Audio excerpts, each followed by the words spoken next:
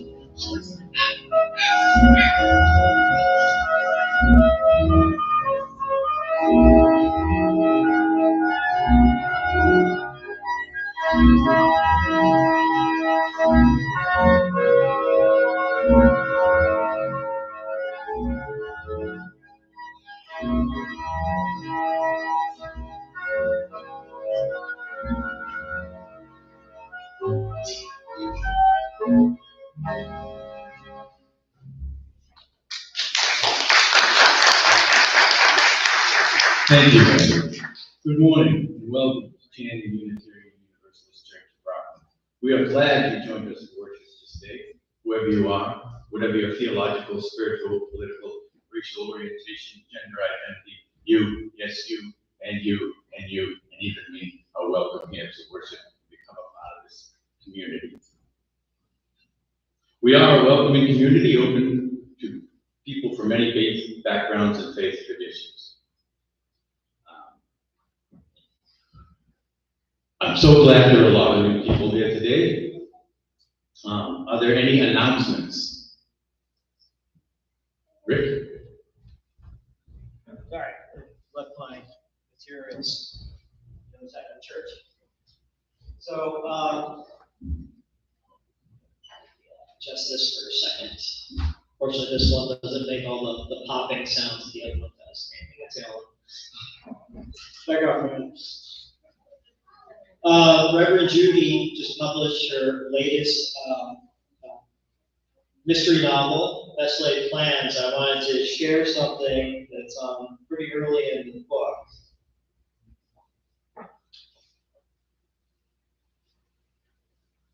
This book is dedicated to the members and friends of the Channing Unitarian Universalist Church in Rockland, Massachusetts. You are a precious chapter in my life and in my ministry.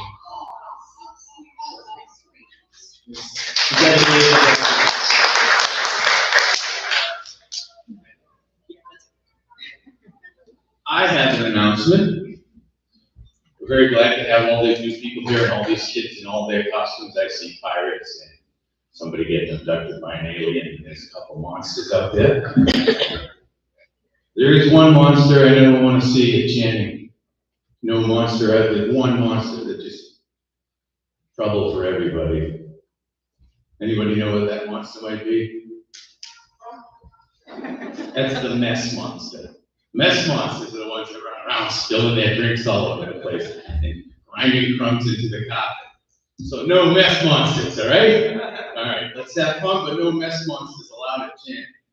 Parents, you know what I'm talking about, and if your kids don't, ask your parents. They know how to keep that monster at bay.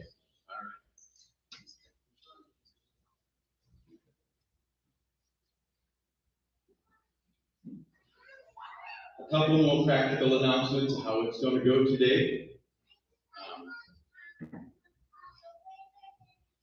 We will soon move on to the chalice lighting and all that, but there will be a portion towards the end where we'll be doing the calling of the dead. I'm sorry, are there more announcements? Yeah? Okay, so I want to announce that holiday fair is coming up. It's going to be Saturday, November 23rd, 9 to 3. And this Tuesday night, we're having a fundraiser meeting at 6 o'clock here at the church. We will be concentrating on the fair. Anyone interested in helping with the fair can join us.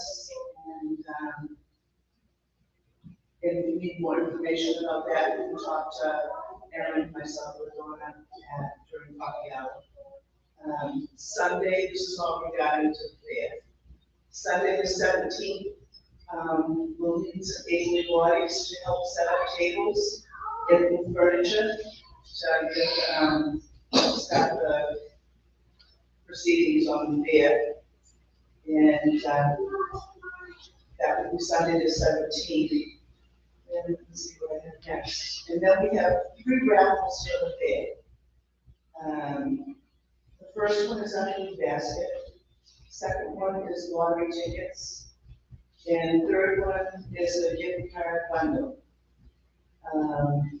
Donna will be going around with her clipboard and passing out cards with items that are needed for the food basket and for the lottery. So you can see Donna, or she'll be catching up with you. I don't know if she's going to start today or next week. And then we'll have 2 to 3 weeks to start bringing the stuff in, and there'll be an area in the town hall where you can leave your donations. If you have, scratch tickets, we can take them anytime. See me or Debbie or Erin. Okay, see Donna, Debbie, Erin, scratch We tickets. don't want like We're gonna need donations for the bake table. So keep that in mind if you'd like to bake and you want to do some items for that. That's our biggest money maker at the fair, the table. And then of course donations for our white elephant table. Those are items that are generally used, anything that somebody else might want. No big items like big pieces of furniture, we don't have the room for that. But that stuff can be started bringing in every week, or if there's somebody here to drop it off, the Jews available, and they want to drop it off, that's what. I'm always here. And no clothes. No clothes. No clothes. Anything else? Any more announcements? What's that? You have any more? That's it, and then you can see us at coffee hour. Okay. Erin? I have an announcement. It's more like a joy, but this is our 1-year anniversary of having a church. So I want to thank everybody that contributed along the way, and it's really helped out. I'm very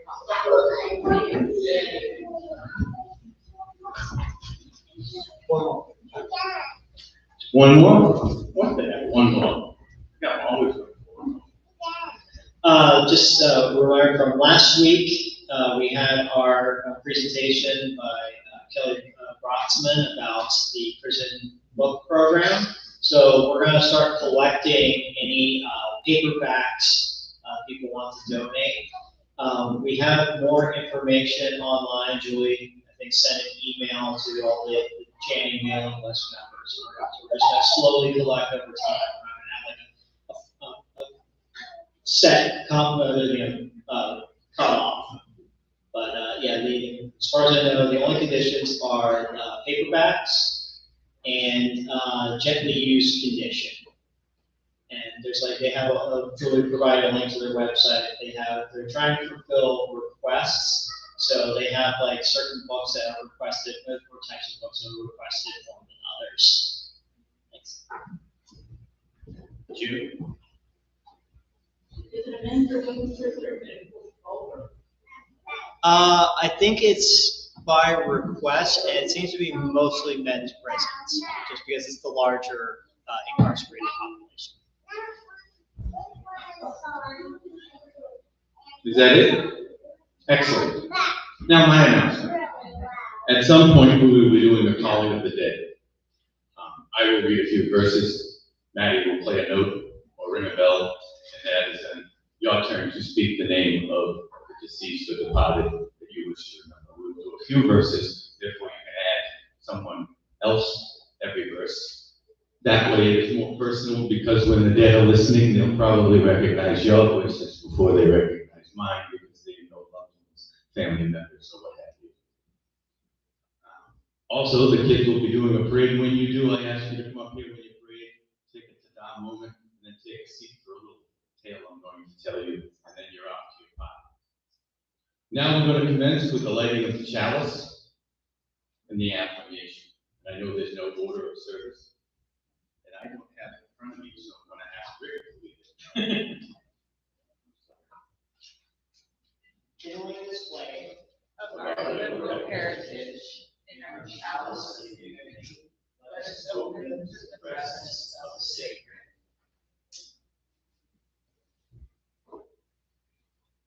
Love is the doctrine of this church, the Christ retreat its sacrament, and service is its prayer.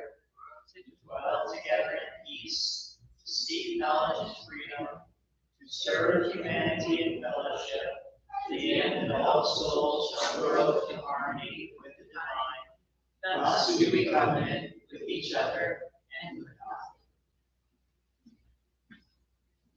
God. Okay.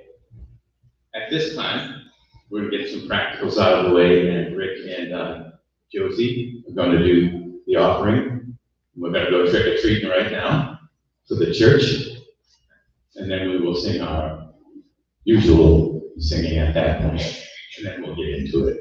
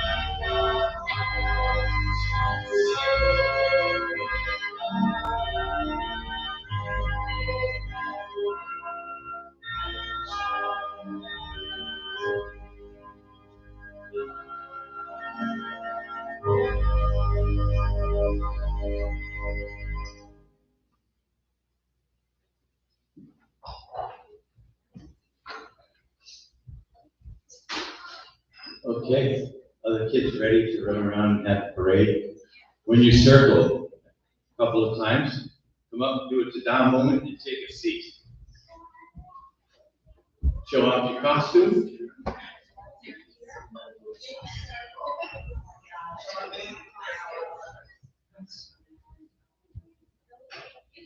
Everybody looks so awesome.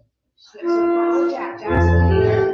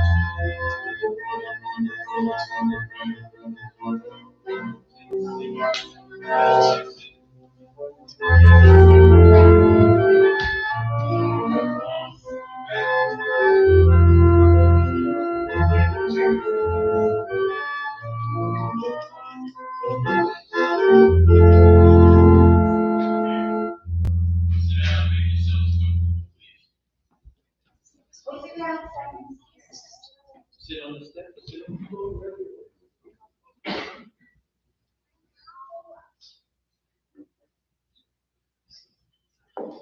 Okay. This little song, a little poem I know. And this is a special treat for you guys. It's from a group called Ween. They're out of New Jersey. I would describe them as kind of a 15th century Frank Zappa-ish type of sound.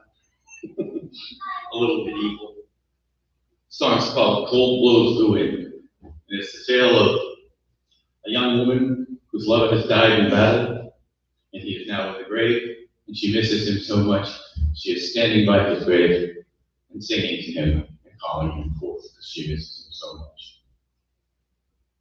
When I sing the female part, my right hand shall be in the air. When I sing the male part, my left hand will be in the air.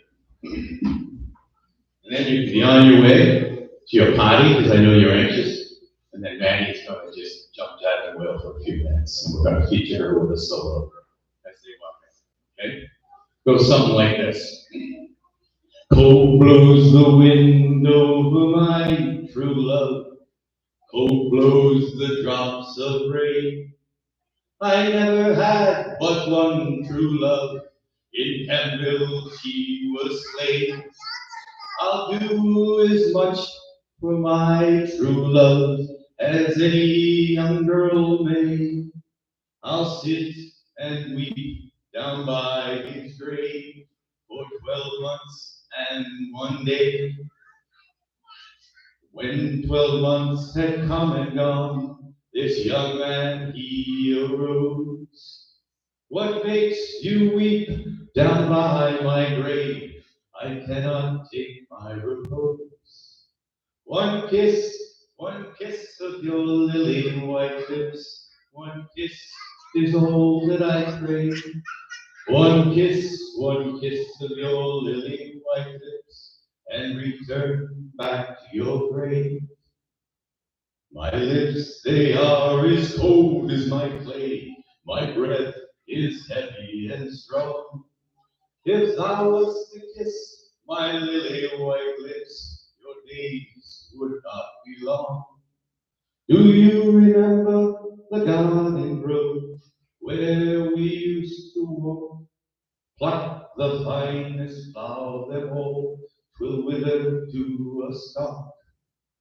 Fetch me a nun from a dungeon deep, and water from a stone, and white milk from a maid's that babe hath never known. Then dig me a grave, both long, wide, and deep, as quickly as you may. I'll lie down in it and take a long sleep for 12 months and 1 day. Cold blows the wind over my true love. Cold blows the drops of rain. I never had but one true love. In Campbell he was slain. Thank you. Brenda.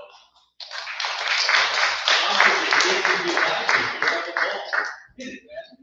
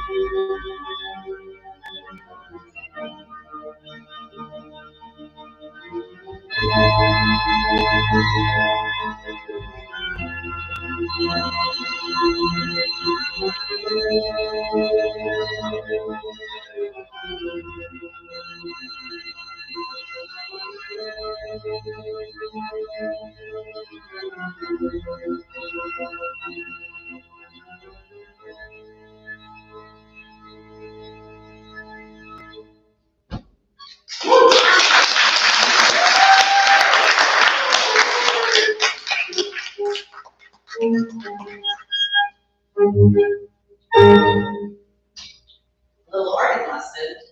When a note sticks, it's called a cipher. And you gotta unstick it. How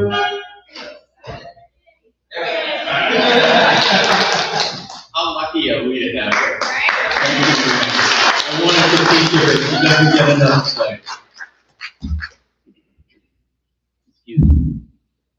We all know why we're here. Halloween. There's more to Halloween. There's also Samhain. Samhain is the time of year. Just a quick recap, where the Lord of Light basically just goes on vacation. He drops out of sight for a few months, just goes to live like Crocodile Dundee on Walkabout. And then the darkness comes and winter approaches, and the winter spirits are then in charge for a while. But he never completely leaves. Excuse me. Age never completely leaves you either. The eyes. It began way back in the day, like I mentioned a year or two ago, about bone fires. It was almost exclusively the harvest time. That is what everyone called it, when the Lord of Light remains, though diminished. And bonfires were originally bone fires. They would actually burn the bones after they slaughtered all their cattle. These bone fires, people would run out and source their hot fires with it. They would run up and they would sometimes get a torch, or believe it or not, this is where it started, they would get a gourd full of embers and run it back to the house so their cat and their blacksmith shop. And that served to link the community together physically, spiritually, and emotionally. Because it was a real trying time back then, you didn't know if you would actually make it through the winter. These festivals celebrated and unfolded rituals. They had such import for them. It was conducted seriously with solemnity to ensuring their survival of winter. It was a real threat not to harvest enough to see you through. And see you through is a nice way of saying don't stop, basically. The things we do today trickle down and they're watered down, although they're a lot of fun, they've lost their potency because these people really believed that they were scaring away spirits and that they were dealing with these things. We don't even know why we do some of these things we do, but we have a word for that. It's called tradition. But the lessons, rituals, and ceremonial traditions were experienced as real. The people we call our ancestors truly believed that when they dressed in an effigy or a guise, they became sort of channeled that entity, that persona, and they embodied it. And there were specific rules sometimes that trick-or-treating sprung from. For example, men would run around dressed as stags with the actual skin of the animal on their face. And they would basically mock us all women. And that was perfectly acceptable at that time. We don't do that anymore, thank God. But they explored the powers of these people, or these entities, or these beings they took over. And they actually had very deep emotional connection to it. They experienced the physical ecstasy, an ecstasy of a spirit set free to run amok, like chipping, like maybe like tripping and partying at Burning Man, these festivals where they would run around in ecstasy. It was born of a blessing upon the family. And for doing so, the alleviation, if not the elimination of their fear. They shored themselves up with those rituals, for it was a very real danger not surviving. The song and the dance and the calamity also scared away evil. Masks tricked them into thinking that perhaps you were one of them. All of this empowered the revelers and the celebrants, song, singly and collectively. They made their spaces sacred. The sacred spaces they created were the original safe spaces.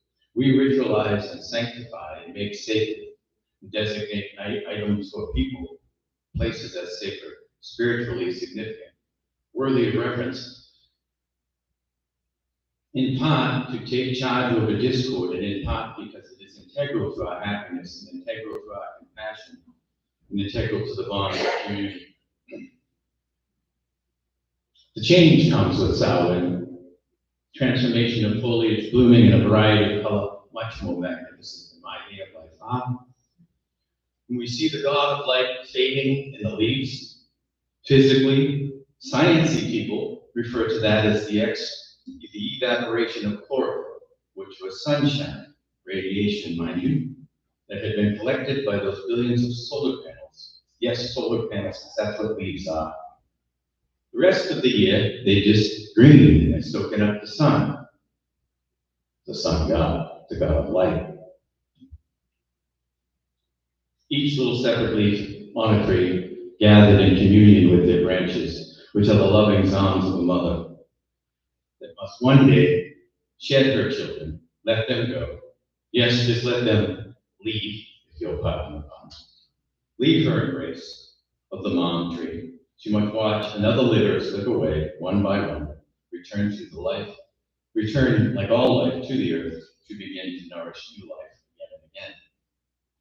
The coming generations need that. They feed into more life. Round and round and round we go in all us things. Rejuvenation abounds in all these things throughout creation. My uncle once told me a story. I asked him for a bedtime story and he didn't want to tell me. So this is what he told me. He told me a principle. He lived, he died, the end. That's how it is for us, lowly creatures, calling ourselves human. It's just how it is. Here now, gone now. As Jim Morrison sang, 5 to 1, baby, 1 to 5, no one here gets out alive. We all know how quick it can come, and also how long it can linger. That loss sometimes holds on. But we also know that with patience and time and the support of family and friends and a beloved community, the pain and loss that darkens your door with its shadow dissipates and metamorphosizes into memories cherished and stories told and retold that lose not their luster and are laughed at over and over again as a prayer of sorts, held within the sweet healing sorrow that will become joy, but just haven't known once, known the missing, the departed, deeper than any pain could diminish. And for some of us, I'm sure it just reinforces the faith that somehow, away in place, reunification with the departed will happen. That's what we're trying to do today, a little sliver of that. Those that have passed now traverse the afterlife, the other realm, beyond the blue. That's an old hymn I like. It's do you, Lord, remember me? Do you, Lord, remember me? Way beyond the blue. They leave part and parcel behind, and bits and pieces live on long after them. Sometimes it's a note you find in your deceased wife's or husband's heart that reminds him to bring home a gallon of milk or a loaf of bread.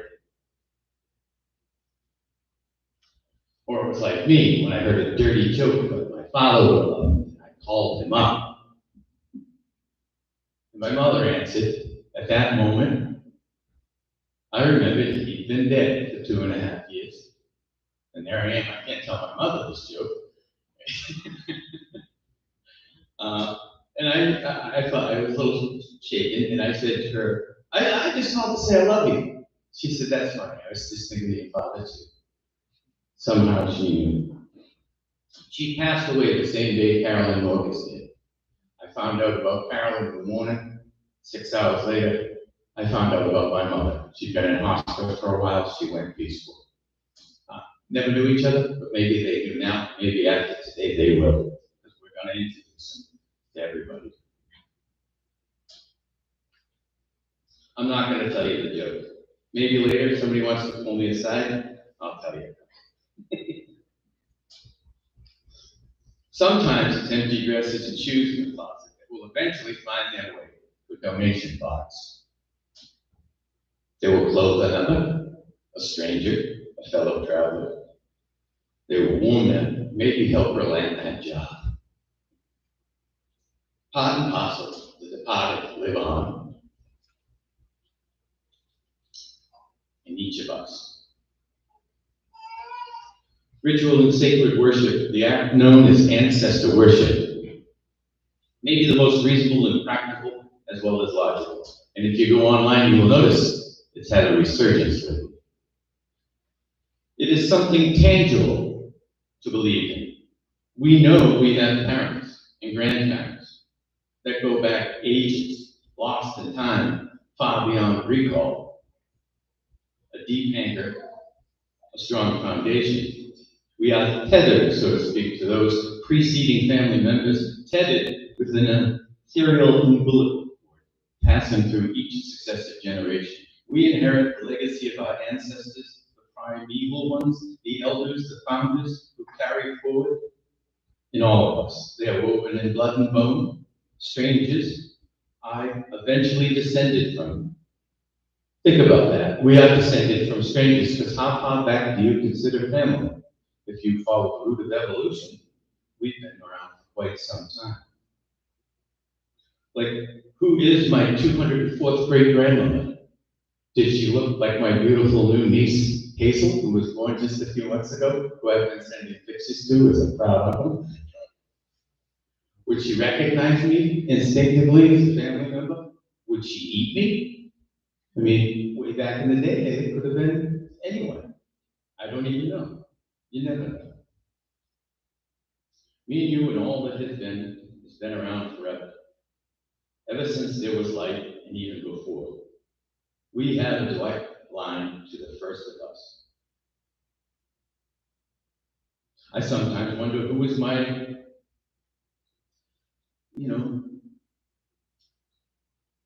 204th grandmother, like I said, and did she ever have love? Did she ever wonder about the future?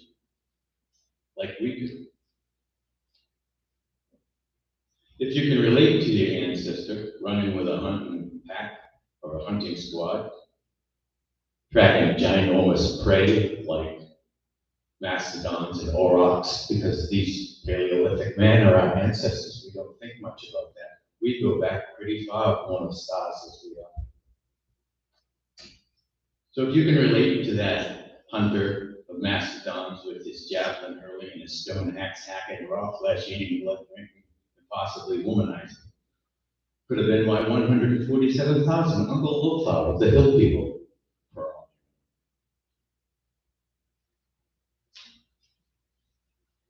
I think ancestor worship is practical for today, like I said, because it's something tangible. And I want to indulge myself and talk about ancestry for a minute, because I've learned some amazing facts, and this is how far we go back.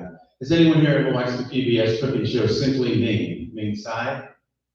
Anyone? Okay. He was a guest on Finding Your Roots with Louis Skip Gates, and his family left China. His grandparents left China, and they came to America because the communists taking over China at the time had a systematic plan to destroy the family unit. They went and they burnt and destroyed all the lineages that the families in China had, books going back ages of their families, births, deaths, marriages, this, that, and the other. They were all destroyed. There were thousands upon thousands of stone carvings called steles that said the same thing. Luckily, Ming, his grandfather, brought the book to America, and for years they had no idea if it was true or not. Finally, Louis Gates there did some research, and he sent people to China, and after a long, difficult investigation, they found out there was one stele still standing in China, and guess whose it was? Confirmed, legitimate lineage going back to the year 841. Almost 1,000 years this man's lineage goes back. And it saddens me to think that somebody's political agenda wiped out all the rest of that, and that there was one left. But I am so happy for that man, because when he heard that, his eyes bumped out, his smile. He said, "I'm so proud." And he should be. And you should be proud of yourself. You should be proud of your ancestry. You should be proud that the blood of kings and queens runs in your veins. We are the children of gods, they say. So be proud of that. Be proud of your ancestry. At this time, if you're prepared with calling of the dead, if you have your name prepared. I will read a few verses, and then you will say your name. You may stand up. You may say it as loudly as you want, as softly as you want. There will be a few, so you can add names as well. It doesn't have to be a person. It can be a pet you miss, anyone, or anything you love.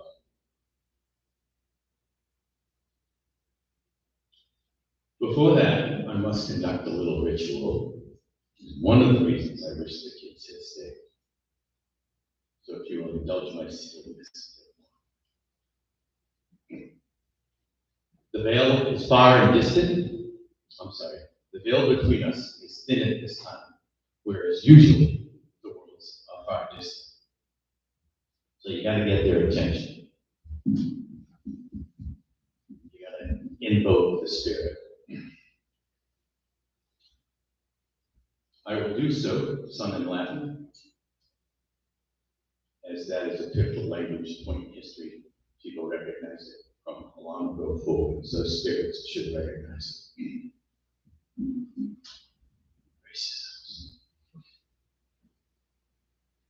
Ubi caritas et amor Deus CBS, eke salvator tuis venit, ugo vivenda varia fit. Ancestors, be with us this day. Sending, guided by our call and invitation to visit your presence upon us. We are root of your root, soil of your soil, bone of your bone, blood of your blood. We reach into the highest depths, portion and region of the afterlife. Return to us this day in a visit of communal friendship and love.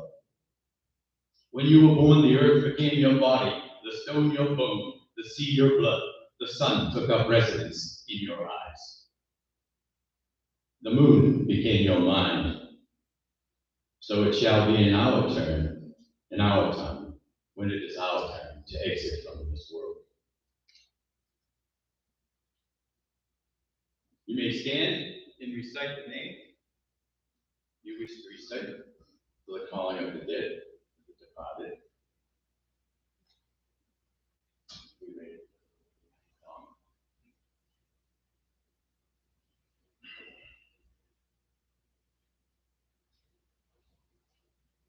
Once more the fields have ripened to harvest, and the fruitful earth has fulfilled the promise of spring. The work of those whose labor has been rewarded, they have sown and reaped, planted and gathered. Barbara Francis Campbell. How rich and beautiful the bounty gathered, the golden grain and clustered corn, the grapes of purple green, the crimson apples and yellow pears, the colors of orange, orchard and garden, vineyard and field. Seasons follow after season, winter to spring, after the summer, harvest laden autumn. From bud to blossom, flower to fruit, seed to bud again, the beauty of the earth unfolds. George Edwin Campbell. From harvest of the soil, we are given occasion to garner harvest of the heart and mind, a harvest of resolve to be careful stewards of all life's gifts and opportunities, a harvest of reverence for the wonders and power of life at work in things that grow and in the soul, a harvest of gratitude for every good which we enjoy and the fellowship for all who are sustained by earth's beauty.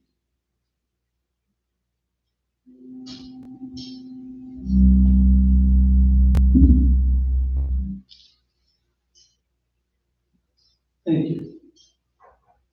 What's next? Maddie, what's next? I'm sorry. Closing meditation. Oh, that's it. That's the closing meditation. And then we extinguish the flame.